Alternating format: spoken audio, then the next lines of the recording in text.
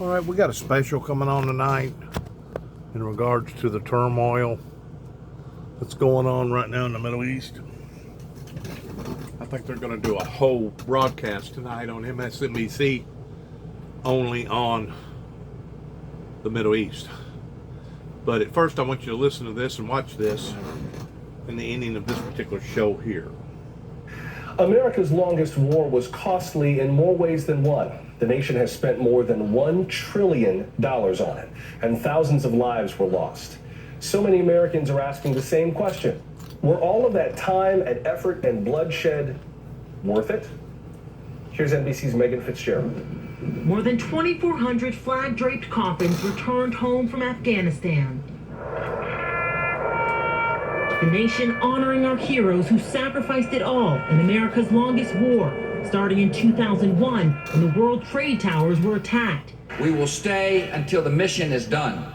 The mission to defeat al-Qaeda and kill its leader, Osama bin Laden, ultimately accomplished, driving out the Taliban and building an Afghan government that can survive on its own. We will stand with you as you defend your new democracy.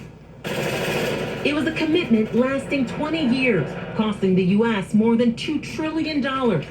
Americans' commitment to you and to a secure, stable, and unified Afghanistan, that remains firm. Afghans will secure and build their own nation and define their own future. We have trained and equipped a standing force of over 300,000 Afghan personnel today.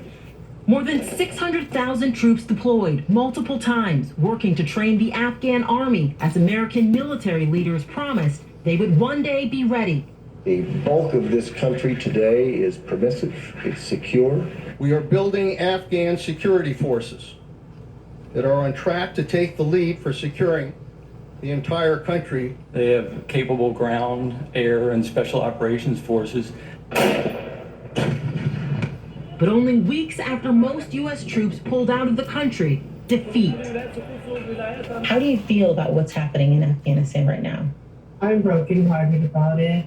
I hate to think that everything we did out there was in vain. Denise Giannet's son was a medic who served 4 years in Afghanistan and was killed on the front line.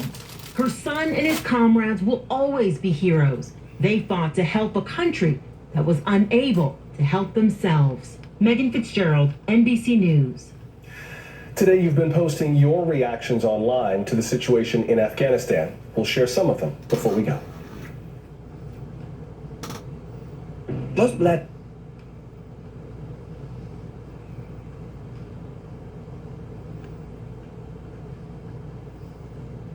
New 5G phones when you trade in your old ones. Before we go, let's hear some more of your thoughts on the situation in Afghanistan. Patrick writes, I watched the fall of Vietnam from MacDill Air Force Base in Tampa, Florida. The biggest difference I see is the news is more timely with the instantaneous reporting from the scene. In 1975, we had to wait for newsreels. Additionally, Afghanistan is landlocked, no Navy ships waiting out in the bay. Other than that, the same failed nation-building attempt.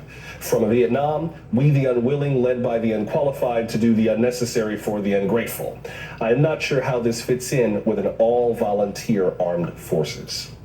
Lindsay from Brooklyn writes, with the anticipation of the collapse, did the U.S. set up any system or infrastructure to help keep safe and relocate the many in Afghanistan, particularly women and girls who are fearing for their lives right now? If not, why not? Good question, Lindsay. We might find that out in the days to come. And finally, Josh writes, I happily voted for Biden, but people blaming Trump are passing the buck. Yes, Trump cut this quote-unquote deal, but Biden is managing this withdrawal, and it's been totally bungled. Additionally, people who keep saying, we don't want forever wars, we couldn't stay forever, are being cynical and disingenuous. We had reached an equilibrium with the Taliban and were holding the country with 2,500 troops and 0 combat deaths since February 2020. Anti-interventionists never seem to understand that their goals also have a human cost, and in this case, the cost is worse than staying would have made it. I can't imagine what being a woman in Kabul must feel like today. We should take in any Afghan who wants to come to the U.S. Thank you so much for sharing your stories with us. Please stay with MSNBC for the latest out of Afghanistan. We are back next weekend with The Week, Friday, 7.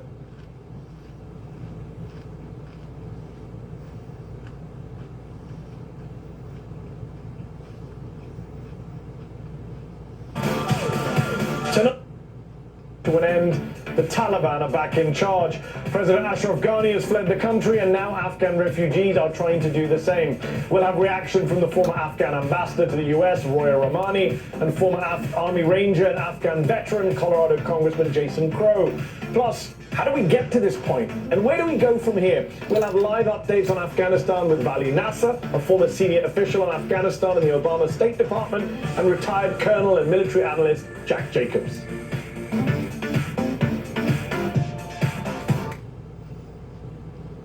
When then President George W. Bush made this announcement.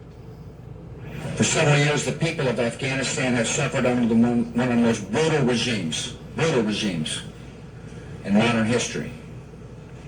A regime allied with terrorists and a regime at war with women. Thanks to our military and our allies and the brave fighters of Afghanistan, the Taliban regime is coming to an end.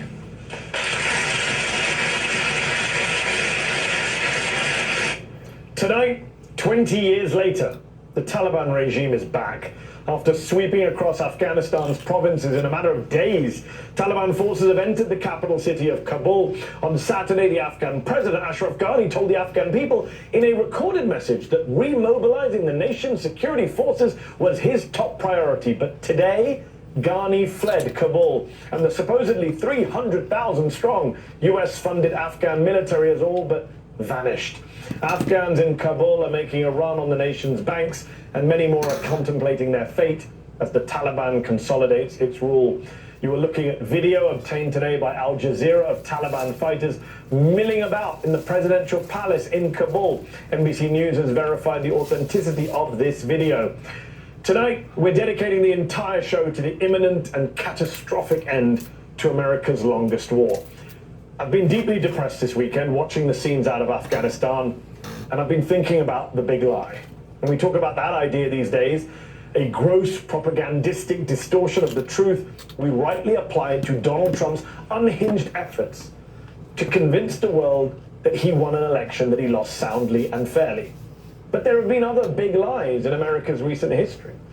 For 20 years, presidents of both parties told us again and again that we were winning in Afghanistan, that all the money we poured into the Afghan military was worth it, that the 2,300 US troops killed there since 2001 hadn't died in vain.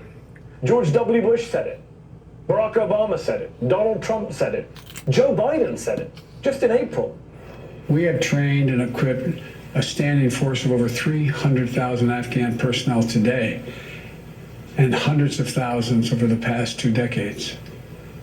And they'll continue to fight valiantly on behalf of the Afghans at great cost.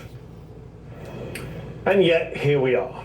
Because no one wanted to tell the simple truth that American ingenuity and dollars and weaponry cannot remake the world in our image. Our leaders knew that. The Washington Post's 2019 investigation into the Afghanistan Papers, a trove of classified interviews with US and Afghan officials, showed that those officials knew victory was an illusion, but they told the American public otherwise. They lied to us. That flawed idea of American greatness also led to magical thinking in the current administration about how this would all end. Here was President Biden again, just last month. The Taliban is not the North Vietnamese army. They're not remotely comparable in terms of capability. There's going to be no circumstance where you see people being lifted off the roof of a embassy of the United States from Afghanistan.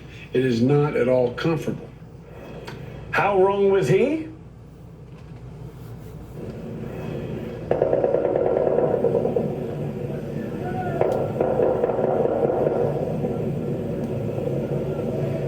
As the sounds of gunfire echo through Kabul, you can also see a US Army Chinook helicopter moving over the city, one of several American helicopters spotted evacuating personnel from the US embassy there.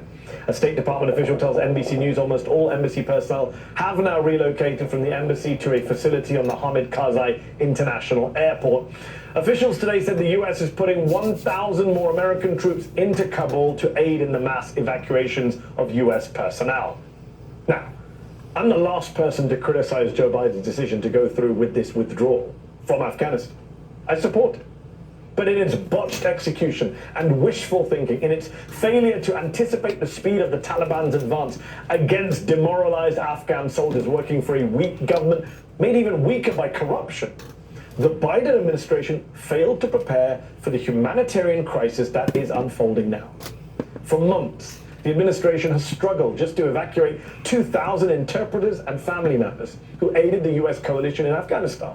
But as many as 100,000 of them have sought asylum.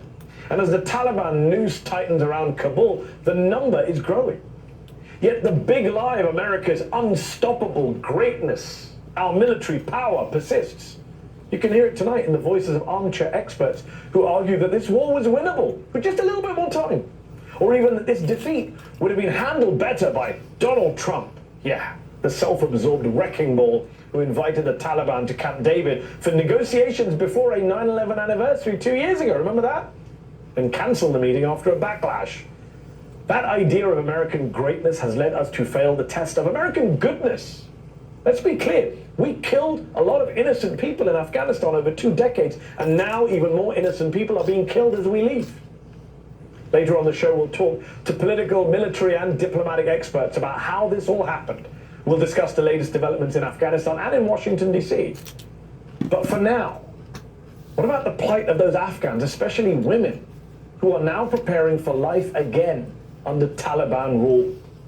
What will come next for them? What do they have to tell us? Joining me now to discuss all this is Roya Rahmani, who for the past 2.5 years was Afghanistan's first female ambassador to the United States. She now lives in Washington, D.C. Thank you so much for coming on the show tonight. What is your reaction to this news coming out of Kabul at this moment? How do you feel tonight? Thank you. I feel betrayed. I feel in loss. I feel hopeless. I feel very disappointed. And most importantly, it's just hard to pull it together and collect your trust again. That's how I feel. Are you surprised by the speed with which the Afghan government and security forces have yielded to the Taliban? Your former boss, your former mentor, President Ashraf Ghani, fleeing from the country this morning after saying yesterday that he was mobilizing. Isn't it a savage indictment of just how tenuous your government's control on this country was, sadly? Absolutely right. I am not surprised though. I was not surprised because once I learned that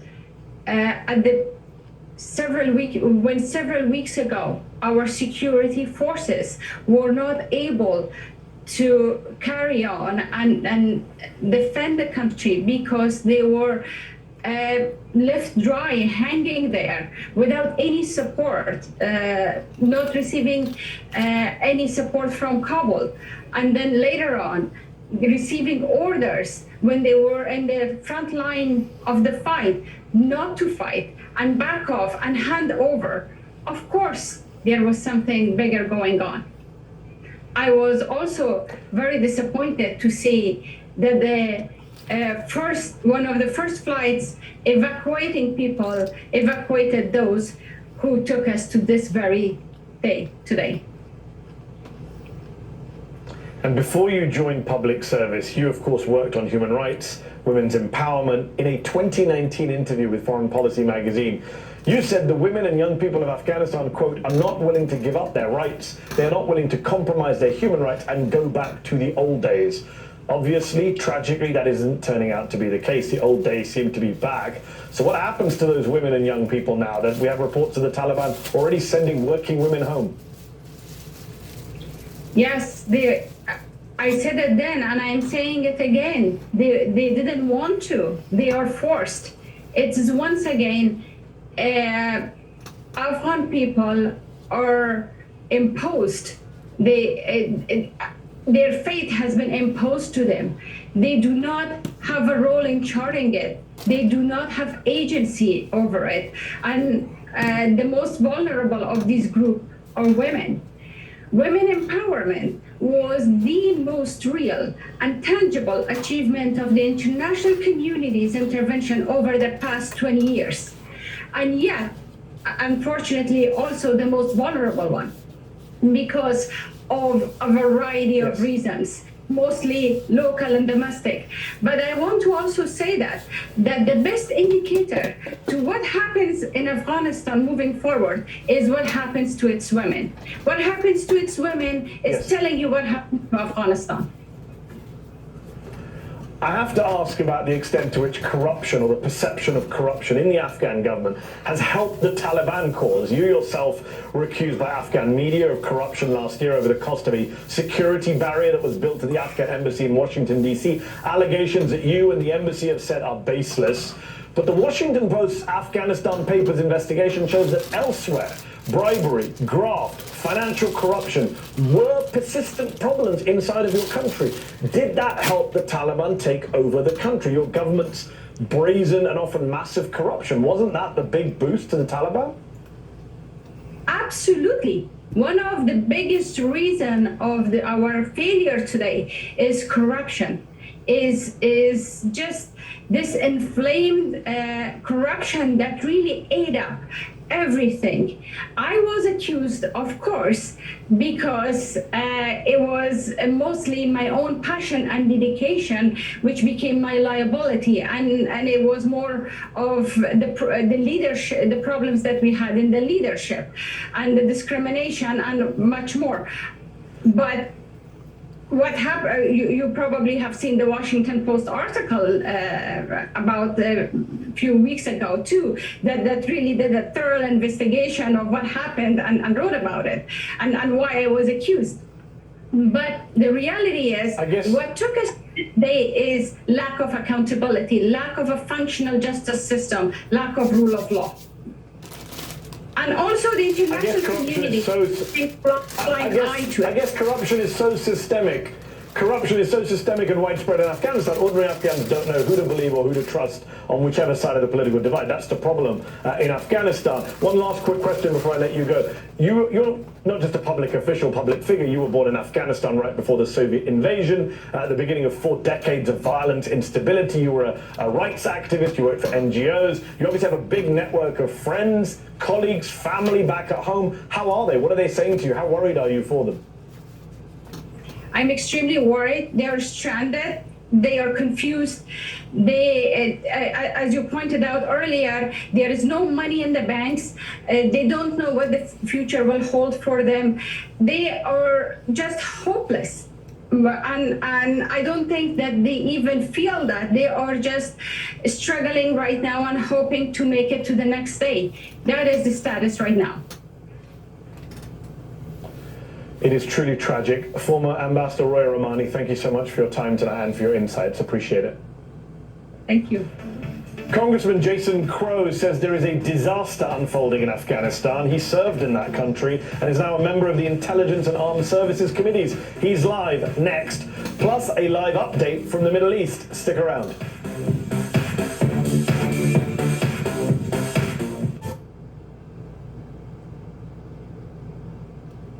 But you can only get your complimentary sample.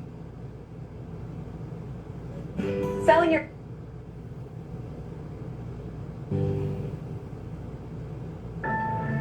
Why does that carry? News out of Afghanistan. A State Department official tells NBC News almost all U.S. Embassy personnel have now been relocated from the embassy in Kabul to a facility on the Hamid Karzai International Airport. They also tell us the American flag has been lowered from the U.S. Embassy compound and is now securely located with embassy staff. As the situation in Afghanistan grows more and more unstable by the second, the blame game has already begun here at home. In a statement released just hours ago, Senate Minority Leader Mitch McConnell claimed that although America's involvement in Afghanistan has had many authors, there's an understatement, the responsibility for what's taking place today, quote, rests squarely on the shoulders of our current commander-in-chief, President Joe Biden. Republican Congresswoman Liz Cheney shared her take this morning. There is no question that President Trump, his administration, Secretary Pompeo, they also bear very significant responsibility for this. President Trump told us that the Taliban was going to fight terror. Secretary Pompeo told us that the Taliban was going to renounce al-Qaeda. None of that has happened. None of it has happened. Mitch McConnell and Liz Cheney's comments, which conveniently ignored George Bush's role and Dick Cheney's role in this Afghan debacle, came after members of Congress received an unclassified briefing on this situation earlier today. Democratic Congressman Jason Crow attended that briefing. He's also a former Army Ranger who served in both Iraq and Afghanistan. He joins me now. Congressman, thanks for coming on the show tonight. What did you learn from that briefing this morning? And frankly, what is your reaction to all that we've seen this weekend out of Afghanistan? Yeah, thanks for having me on. I'm heartbroken. This is certainly a chaotic situation. I don't think anybody that's paying attention to this and has seen the videos and the pictures can say that it's going well. It certainly is not. But I frankly could care less what Mitch McConnell has to say about this. He's somebody who for decades has refused to really debate this ongoing war. Even recently, he shut down debate on authorization for use of military force. Nor do I care about all the policy think tank discussions that are happening or all the white papers that are going to be produced about this, all the Monday morning quarterbacking by members of Congress who are now for the first time weighing in on this issue. This is really simple right now. We have one mission and one mission only, and that is we have to get security over the airport in Kabul. We need to send troops in, we need to secure that airport, and we need to hold it as long as possible to evacuate all U.S. citizens and to get as many of our Afghan partners out as possible. That is our mission for the next 3 to 7 days, and then we're going to have decades to debate this after that.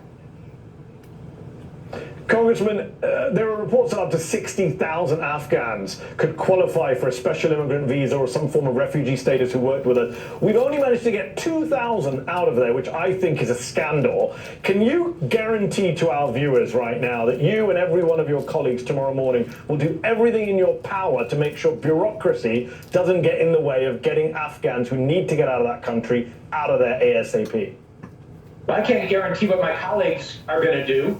If I could do that, we'd have a much different Congress. But I can guarantee that since the day that the Biden administration announced this withdrawal policy, I have been one of the leading voices in Congress to say, get them out, get folks out. I've been banging the drum, been holding press conferences. I was the lead author on both of the bills that passed the Congress in a bipartisan manner, both the HOPE Act and the Allies Act, which almost doubles the number of special immigrant visas for Afghans.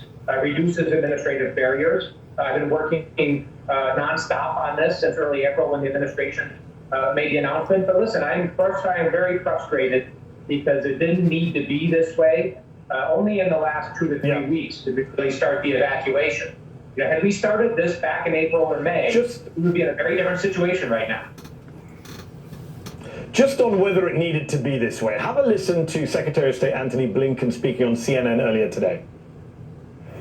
We've known all along, we've said all along, including the president, that the Taliban was at its greatest position of strength at any time since 2001, when it was last in charge of the country. That is the Taliban that we inherited. But at the same time, we had invested over 4 administrations, billions of dollars, along with the international community, in the Afghan security and defense forces. The fact of the matter is, we've seen that that force has been unable to defend the country, and that has happened more quickly than we anticipated. Frankly, Congressman, is that response good enough? How was this administration so blindsided, so unprepared? How much of a massive U.S. intelligence failure is this rapid Taliban victory? Well, we certainly don't have the answers to all of those questions, right? There is going to be a large debate. There's going to be committee hearings. I'm going to call for both House Intelligence Committee hearings, Armed Services Committee hearings on potential intelligence failures, on how over 20 years and hundreds of billions of dollars, the Afghan army folded as quick as it did. We're going to have to get answers to that. But we don't have answers to all those questions right now. We do have an answer to one question, however, and that is, what is our mission right now? And our mission is to get U.S. citizens, American citizens out, and to get as many Afghan partners out as possible. We have to be solely focused on that, and then we can have the debate about all the missteps. Congressman, in a statement yesterday... I want to stop right there. I want to back up a little bit. I want you to look at this. as possible. We have to be solely focused on that. Look at that! Look at that scene right there. You see that scene where they basically went into the main headquarters of the Afghanistan embassy there. Does that not remind and the one guy on the far right with his cell phone taking pictures? Does that not remind you a little bit or sorta towards January 6th, whenever we had an erection that happened here in the United States towards a group of people that was trying to abolish the will of the American people pertaining to an election that Donald Trump had basically brainwashed a certain group of people in thinking that the election had been stolen? Is this? I'm just throwing this out there, and you can take it for what it's worth. You know, we're supposed to lead by example. That's how America's supposed to lead. We're supposed to lead by example. Well, there's your example. What happened January 6th? Now you're seeing it in front of you, pertaining to the Taliban over in Afghanistan. You know, we say one thing, but we do a lot of times over here in America the very opposite of what we're saying. It's like, what business do we have towards trying to clean somebody else's doorstep whenever ours ourselves is still dirty? And of course, the Bible talks about getting the beam out of your own eye before you worry about getting the mote out of your brother's eye, or out of your sister's eye, or out of your whatever eye. We have made a horrible mistake by investing this type of manpower in something that was nothing more than a fictitious lie to begin with, going all the way back to Desert Storm and Desert Shield. Between Desert Storm and Desert Shield, we have stirred up a hornet's nest. And this happened way before 9/11. And could it be possible because of what Mr. Bush done, leaving the Ronald Reagan era, that was supposed to have convinced the superpowers that the world wasn't going to end by a holocaust, a nuclear holocaust, but it was going to end the way that the Bible taught that it was going to end, pertaining to there being a revival or peace before the second seal opening? What I'm trying to say here is that it's not just one war. It's several wars and several administrations. But where did it begin? Where did we make a left turn when we should have made a right? I know where it happened at. Now, to get certain people that work for either local, state, or federal government here in America to admit to that, you'd probably have better luck in trying to lasso the moon. But they know. And they know that people like us knows where the core of the origin began whenever they took a left curve whenever they should have took a right. And this has been escalating. It has been growing. It has been festering. It has been, I'm going to use the scientific word, it's been mutating. And God only knows what we're going to wake up to tomorrow. God only knows what we're going to wake up to the day after tomorrow. You know, all is fair in love and war. But one thing that our chief and commanders, going all the way back to the 80s and the early 90s, didn't take under consideration is that without the anointing or the blessings of God, the creator of this universe, I don't care if it's a ball game, I don't care if it's a soccer game, I don't care what it is, including war, if we do not have the blessings upon to our endeavors, this is what you see in the manifestation of taking a left turn whenever we should have took a right.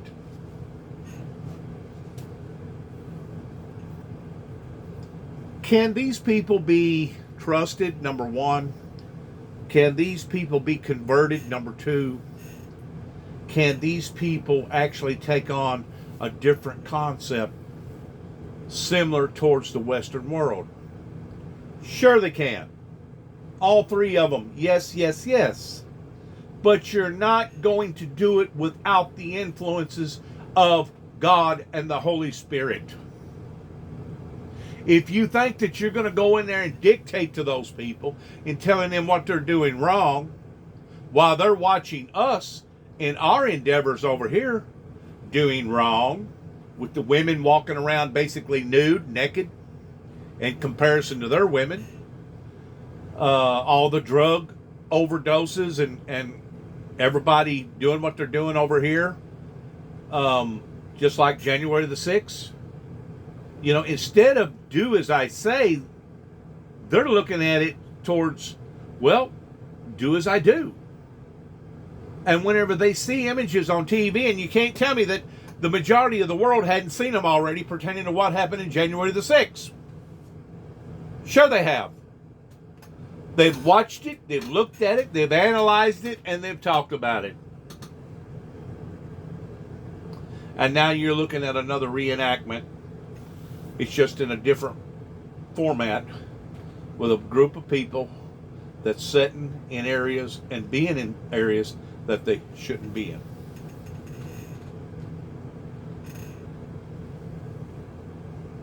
It says to go back, and get your life right, is what it is saying in the first 3 chapters of Revelations. And I know people probably get tired of hearing that listens to me, or that is following what I'm saying and where I've been going with my conversations. But it's the truth. It is the very, very truth. I can see where America is just as corrupt in one way by allowing for all the nudity and the sexual immorality, towards spoiling the women and thinking that it's okay to jump from bedroom to bedroom and have all the abortions that they want, to looking at the way that they accept women towards fully veiled dresses all the way down to their ankles. You can't see your face, you can't see the top of your head. For the most part, they don't even really want their hands to be seen. This is how that they was taught in the biblical sense towards how that a lady is supposed to present herself in being a lady, which is the opposite of a Jezebel. In their eyes, whenever they look at America, I can understand the reason why that they look at America and say, we're a bunch of infidels. And from a biblical standpoint, we actually are. We are not living a righteous, holy life over here in America. And I believe that that has caused a great influence on people becoming lawbreakers and raping people and killing babies and killing each other and just living just a life of craziness as far as I'm concerned. But at the same time, I can see where they're wrong by telling their women to dress from head to toe, but yet now it's okay for the men to expose their faces like you're seeing right there. An eye for an eye, a tooth for a tooth. Well, how come the women have to put veils around their faces and the men doesn't. And that's just one little bitty, I mean a little bitty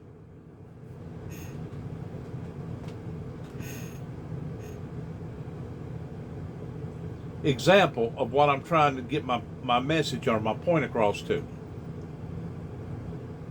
All this other stuff towards not giving them freedom to speak, not giving them access to be able to drive, not letting them have powers to be able to make their own mind towards where they want to go and what they want to do. These are all liberties that a tyrant, a Hitler, would be wanting to take charge of towards dominating and dictating his people. There's got to be some sort of high road here. By me being a bystander and me looking at both sides of the arena, and I'm seeing one side just as crummy as I do almost the other side, these people here don't mind killing or beheading people or cutting off hands and arms. But at the same time, I can see where we're too lax on our laws whenever it comes to knowing that somebody committed a heinous crime towards them going through appeals court and it taking 20 years to be able to execute them. I can see the opposites. Kind of like the poles. You got the North Pole, South Pole. Each one of them pulls in an opposite direction. That's what we're looking at here. And it's not just with the Afghan people. It's with the people in Iran, Iraq, Syria, Saudi Arabia. That whole region over there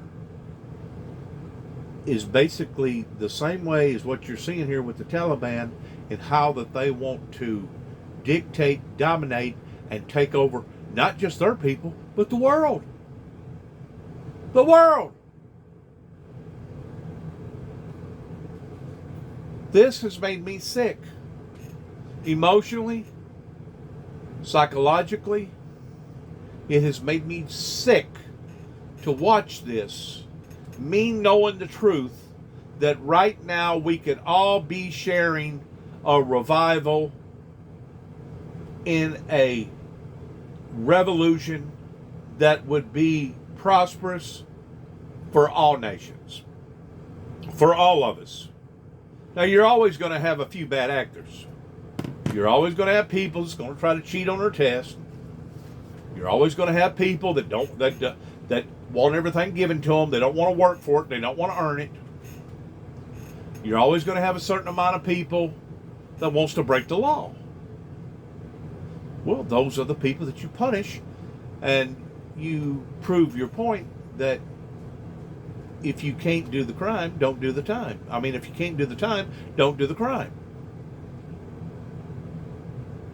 What we're seeing over there is a whole country that has went totally upside down towards being nothing but a wild, wild west Yahoo type shoot 'em up, bang 'em up. Whoever the fastest draw is, the man left standing will be the man in charge type of society. And in our eyes, and many others, this is considered a society that is not civilized. Listen to me for a second. In our eyes, this is a society that's uncivilized. But in their eyes, they look back at the reflection coming from the American TVs with what we do, abortions, nudity, divorces, same-sex marriages, and they see the exact same thing out of us that we see in them. So where do we go with this on a good sound footing basis? And the only thing that I can point at is the Bible the Holy Bible, and if we steer away from the Holy Bible, not the Quran, not the jihad, not the Sharia law, but when we steer away from the teachings of the Bible, we're steering away from the core of where God intends for us to be. Now, those people over there have been punished for hundreds of years, pertaining to the dryness, pertaining to their rivers drying up, pertaining to having to just basically eat sand and do without, live with the bugs, drink water that's infested. Those people over there have paid a high price for walking away from the righteousness of God, beginning with Abraham. But it didn't just begin with Abraham. It ended with Jesus, towards him fulfilling the law, that to this day, the majority of the people over there, including a great deal of the people from Jerusalem, have not accepted Christ as Christ being the only begotten Son, pertaining to Jesus being who Jesus was. This is what has brought this condemnation to that whole area. Not just Pakistan, but the whole area. And of course, you can look at India, them and their 150 some odd religions, Hinduism, and you can see where their whole lifestyle has been tangled in a tangled web of deception. Then you can go over at Africa and look at the problems that they have been experiencing for the past 100 years, pertaining to droughts and not being able to feed their own people. And you can go from nation to nation to nation, including the Mexicans, including South America, including Cuba and all the islands, including Canada and America, and see the reflection that is just the opposite of what the righteousness and the holiness of God is. And until we're willing to get our own act together over here in America, we'll never be able to get these people's act together or help them to be able to get their act together, because basically they laugh at us. They see our lifestyles, they see what the women do, the abortions and all the drugs and all the laziness and the roads falling apart and the bridges falling apart. They laugh at us. But so do we towards them, to a certain extent, until it gets deathly, dire, serious. And that's what we're looking at right now. Deathly, dire, serious. But whenever they look at our statistics with the gun violence over here in America, they see the same thing. They see a situation in America towards it being deadly, dire situation with all the guns. You have to admit, we have not lived by example according to the teachings of the Bible. The King James Bible, or what is surrounding around the King James Version Bible. It's chaos. It's hardship. And it's sickening. And it's sad. And then we can have the debate about all the missteps. Well, Congressman, in a statement yesterday, the president wrote, quote, 1 more year or 5 more years of U.S. military presence would not have made a difference if the Afghan military cannot or will not hold its own country. That, to me, seems undeniable. The Afghan military proved it couldn't defend against the Taliban. It's like tens of billions of dollars of U.S. aid. You served alongside them in Afghanistan. Forget the policy debate, the congressional debate, the investigations. It's your personal view. Did you see this coming? Did you and your colleagues who served out there? Forget the generals and the intelligence chiefs. Did you see this? Did you say this is going to be a disaster when we leave? I seen it coming about a week ago, whenever I was keeping up with the newscast of how that the Taliban was on the move and how that they was infiltrating this little community, that little community, this town, this town, this town. Yeah, I seen it coming about a week ago towards where this was heading. I am kind of like the rest of the people here in America.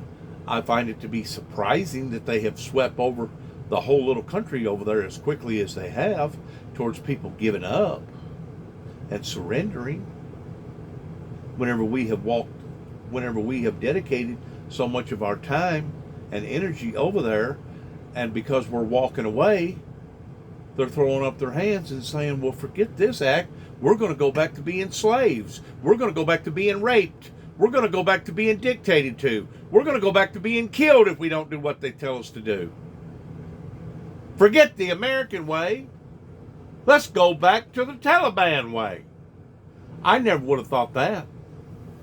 That hit me by surprise after me finding out how less of a resistance it was over there for that Taliban to take it back over again. That was very disheartening. But yeah, about a week ago, I seen it coming. The collapse of the Afghan army happened faster than I anticipated, and I'm going to want questions as to why the intelligence I was receiving, the information that I was receiving, misread a lot of this, and I do want to know that. After 120 years, how did we not have a better understanding as to the will of that force to fight? But I will say this. I think we have to be really careful about what we say when we talk about the Afghan army. Certainly the leadership, and there are Afghans who pocketed probably millions and billions of dollars that are getting on private planes and fleeing the country and leaving their rank and file soldiers behind. Tens of thousands of Afghan soldiers have died in this fight. Tens of thousands. And I served along folks that fought honorable, that fought hard, shoulder to shoulder. And we can't paint a broad stroke with these folks. There's people who fought very hard and frankly are at great risk right now, and that's why we have to get them out. But there are others who were derelict in their duty. We have to be sophisticated enough to have a conversation and embrace the nuance here. Exactly. Congressman, we're out of time, but I have to ask this question. Given this debacle in Afghanistan, given Barbara Lee was the only member of Congress to vote against it in 2001, I know you weren't in Congress then, but you have the debacle in Afghanistan, Iraq, Libya. At what point does Congress start trying to rein in presidents who go to war without proper debate, without proper discussion, without an end goal, without an exit strategy? We are long past due for that. Long past. We can't do blank checks anymore, and that's why I've called for the repeal of these authorizations of use of military force. We can't have 3 generations of Americans going to war over 20 years, spending trillions of dollars without having a robust discussion about that all the time. These AUMFs, as they're called, have to have a sunset provision. So they're only good for a certain period of time. That will force debate. It'll force accountability. The American people have to be engaged in this on a regular basis. We just can't allow this to happen again. No, we can't. Well said. Congressman Jason Crow, thank you so much for your time tonight. Appreciate it. Next, we'll have the latest information from Afghanistan as the Taliban continues to take hold of that country. But first, Richard Louis is here with the headlines. Hello, Richard. Hello, many stories that we're watching for you this hour. You know, it used to be back years ago, up until, I guess, the past 20 years, or maybe 30, that whenever you went in to invade a country, you wasn't going in to conform the country, you was going in to take over all their assets and basically become a predominant fixture in that country towards you retrieving or receiving that capital gain of what it costed for you to go to that country and do what you're doing to begin with. Basically going around policing all these different countries and doing what we've been doing for the past 30 years has costed the American people trillions of dollars, not counting all the eyes, ears, legs, and arms that's been blown off. There has to be a sense of common sense whenever it comes to doing what we're doing. Or there has to be global unification in how that the brunt of the blow pertaining to the burdens of what it costs to do this needs to be shared amongst all the big power playing nations that can afford it. I just can't believe that we have gotten in this type of this type of a fix. Our Senate Majority Leader Chuck Schumer has called for a federal crackdown on fake COVID-19 vaccination cards. The issue concerns university officials. Some schools are requiring proof that students received the vaccine to attend in-person classes. The death toll is now over 1,200 in the Haiti earthquake. Another 2,800 are injured, according to Haiti's Civil Protection Agency. Some people sheltered in streets and soccer fields with their belongings. Rescuers continue to search for survivors in the rubble. The Sturgis Motorcycle Rally in South Dakota wraps up today. Hundreds of thousands attended the 10-day event. This despite concerns about the spread of the highly contagious Delta variant. More of the Mehdi Hasan Show right after this break.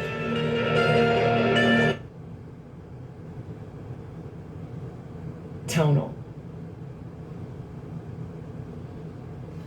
Tonight, the situation is unfolding minute by minute on the ground. Right now, it's just about 5 a.m. on Monday morning in Kabul. Many residents are probably sleeping, so what are they going to be waking up to this morning? And what should people across that entire region make of this new force in control of Afghanistan? Let's bring in NBC News Tehran Bureau Chief Ali Arouzi to discuss. Ali, what do we know has happened on the ground in Afghanistan, in Kabul overnight? What's the latest? Hi, Matthew. Well, the country is essentially now in the hands of the Taliban for all intents and purposes. They've taken over Kabul. The president, or should I now say the former president of Afghanistan, Ashraf Ghani, has fled the country. The Taliban have taken over the presidential palace. They've renamed the country the Islamic Emirate, taken down the Afghan flag and hoisted up their own colors. And it's been a relatively peaceful, if you like, process. They haven't had to fire a lot of shots. There hasn't been a lot of bloodshed in Kabul. It was a pretty straightforward takeover for them.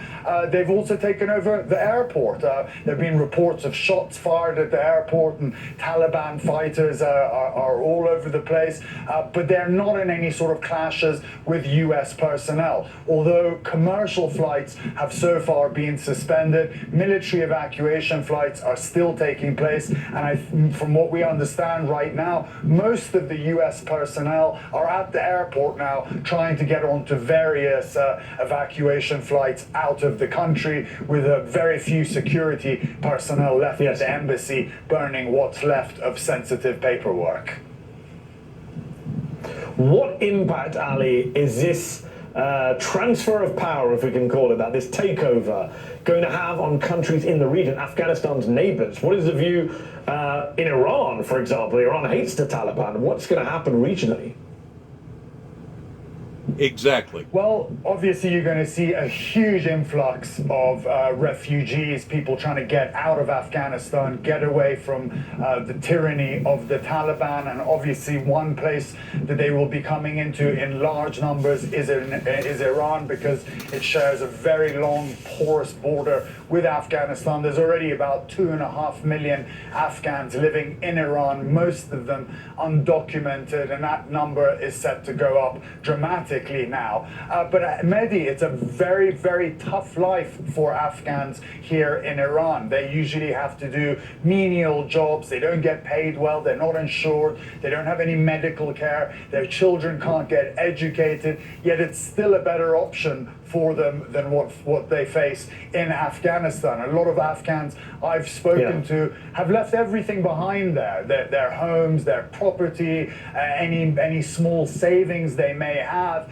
and made the crossing over to Iran, the ones who are already here, are desperately calling out to anybody they know, asking for some sort of financial help to get their wife and children out of Afghanistan because they just can't perceive a life under the Taliban. It is heartbreaking just to talk about it, but it's a reality here. And these are really good, decent, hard-working people that had some hopes and aspirations for their countries after 20 years after 9/11, that it wouldn't go back to those deeply dark days of the Taliban. They'd saved up their money to buy a small property at home and, you know, had a notion of going back there and starting a small business. That's all been wiped away. They're just trying to figure out their next move in a country where they're not particularly welcome anyway.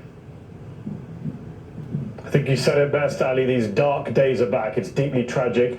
But thank you for the update, NBC's Ali Arouzi. Appreciate it. Many of you at home may be asking yourself, what happened to that Afghan army we spent tens of billions of dollars to train? And how big a strategic disaster for the US is this? We'll be discussing that next.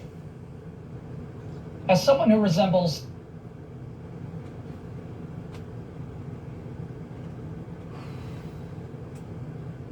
Liberty, liberty, liberty. $1 to train and equip the Afghan security forces.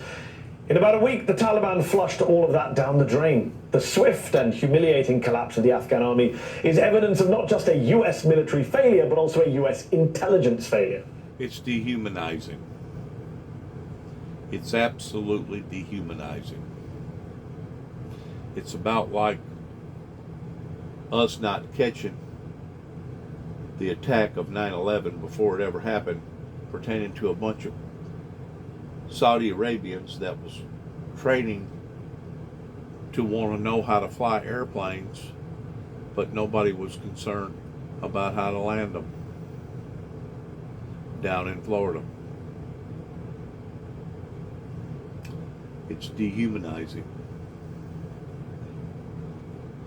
Back in June, there were reports of an intelligence assessment that the Afghan government could collapse 6 months after US withdrawal. A withdrawal that wasn't supposed to happen for another couple of weeks, by the way. Then on Wednesday, just 5 days ago, that was revised down. US intelligence reportedly warning it could be 30 days until the Taliban isolated Kabul, 90 days until they took it over. Which brings us to today. Afghanistan's President Ashraf Ghani has fled the country. Taliban insurgents are traipsing through the presidential palace, and video out of Kabul looks eerily reminiscent of the fall of Saigon. The questions many of us are asking right now: how did this happen? Who's to blame? Joining me now are Vali Nasser. He was a senior advisor to the U.S. Special Representative for Afghanistan and Pakistan in the Obama State Department, and Colonel Jack Jacobs. He's an MSNBC military analyst and a Medal of Honor recipient for his service during the Vietnam War. Colonel Jacobs, let me start with you. For decades, the Vietnam War has been seen as not only a defeat of America by a ragtag militia, but a stain on the American conscience, a knock on our global standing. Is Afghanistan now going to play a similar role? Does it compare to Vietnam in your Worse. Well, it compares very well, actually. You know, when you're at the bottom of the military food chain, you have to believe in the mission, you have to believe in your leaders, and you have to believe in each other. And what happened in Vietnam is that even after a decade, there was corruption, poor leadership, and the United States decided that it was going to leave, which convinced the rank and file at the bottom of the food chain that they were going to be on their own. What surprised me in Vietnam, I was one of the last, among the last combat troops to leave in 1973. What was surprising is that the Vietnamese army lasted as long as it did until 1975. No such expectations here. Don't forget that 3 presidents in a row here said that we were leaving. Continuous and pervasive and endemic corruption in the Afghan army, lack of supplies like ammunition, food, and water, convinced the rank and file at the bottom of the military food chain that they couldn't depend on anybody, and ultimately they couldn't depend on each other, and that's why you saw what happened so quickly, Mehdi. Yeah, well explained there. Appreciate that comparison. Vali Nasser, let me ask you this. In 2019, the Washington Post got hold of 2,000 pages of unpublished interviews with 400 insiders, U.S. generals, diplomats, Afghan government officials, which clearly demonstrated how senior U.S. officials failed to tell the truth about the war in Afghanistan, making rosy pronouncements they knew to be false and hiding unmistakable evidence the war had become unwinnable. As a former senior official yourself, what do you say to people who say U.S. administrations, both Democratic and Republican, as well as the entire U.S. foreign policy establishment, basically misled the American people for the past 2 decades about the situation in Afghanistan? But there's no doubt that the idea that we're turning the corner, that we're doing better, that the Taliban are on the run was wrong. I mean, and I think these administrations worked under the shadow of 9/11, where presidents, particularly Democratic presidents and politicians, were very afraid of appearing to be soft on the war on terror, and therefore did not want to make the hard decisions of not giving the military what it wanted. And the military was providing a much rosier picture than was the case in order to sustain its campaign in Afghanistan. And now we're seeing exactly how hollow that promise was, how little was done in terms of building a military, and in fact how powerful the Taliban were, and how essentially Afghanistan had not really gelled around the idea that America was promoting there, namely that there was a shining city on the hill that the Afghans should rally to. Most Afghans clearly didn't believe in that. No, they didn't. That's become apparent in the last 48 hours in particular. Colonel Jacobs, as recently as last month, we've heard from our military leaders in the US that the Afghanistan security forces were ready to take over. Here's General Mark Milley, the chairman of the Joint Chiefs of Staff, speaking alongside the Secretary of Defense, Lloyd Austin. Have a listen. The Afghan security forces have the capacity to sufficiently fight and defend their country. And we will continue to support the Afghan security forces where necessary. Colonel Jacobs, how did the US military, the top people in the Pentagon, get this so spectacularly wrong? Well, frequently you focus on numbers. The president himself said that, well, they've got 300,000 troops in Afghanistan. They ought to be able to take care of themselves. They've got top quality equipment and good training from Americans and so on. The trouble is that there's a big difference between having the capability to defend yourself and having the will to defend yourself. And the Afghans did not have the will to do it. And in addition to that, the military, indeed just about any professional organization, always has the capability, when presented with an opportunity to do something, to say they can. Give enough resources, they can do it. Can you do this mission? Yeah, we can do this mission if you give us enough resources. Unfortunately, the reality on the ground was nothing at all to do with the numbers. And in the end, you got to make sure you never believe. Don't begin to believe your own press releases, and that's what happened here, Mehdi. Well said. Vali Nasser, you've worked in the US State Department. You know the massive bureaucracy there is inside of it. Are we as a country really going to allow that bureaucracy to prevent us from saving tens of thousands of Afghans who worked with the US government, interpreters, drivers, cooks, who are now at risk of being massacred, but we're being told there's a lot of paperwork that has to be done before they can get a special immigrant visa or refugee status? That sounds to me bizarre and immoral, frankly. Don't you agree?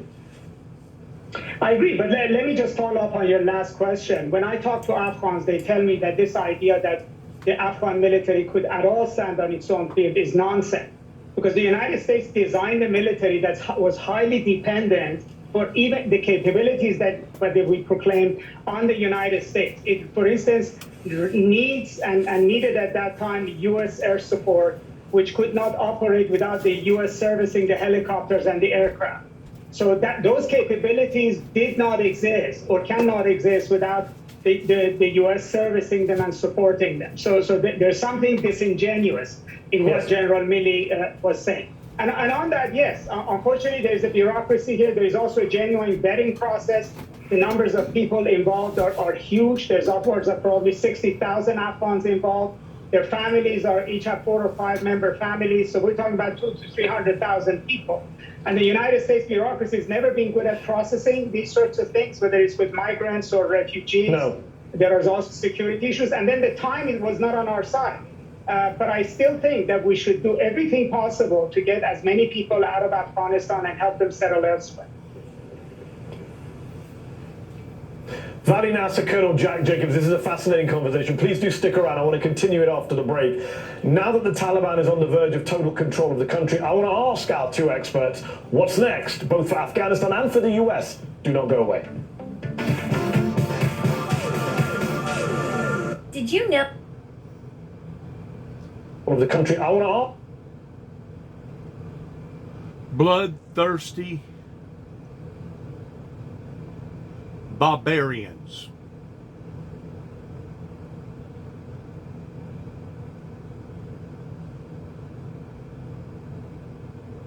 And to think that the Indian culture over here was accused of that because of a bunch of Europeans that wanted to come over here and take over. We was accused of being heathens, barbarians.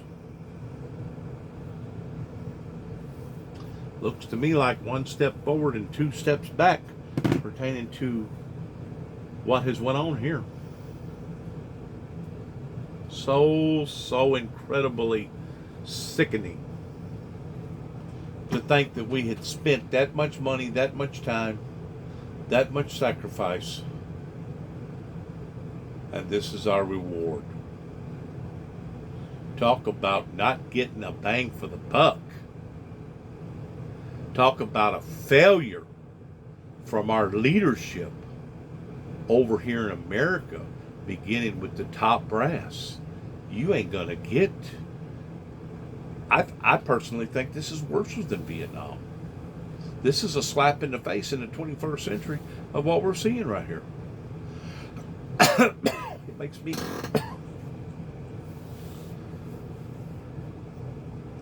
me almost want to cry to think that so many people have suffered so much, and now look at where we're at.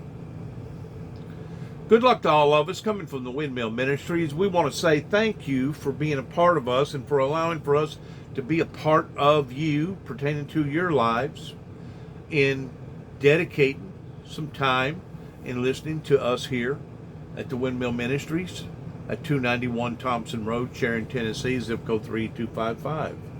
We want to end our message as we always do. God bless America, God bless our troops, and good luck to each and every one of us. And shalom.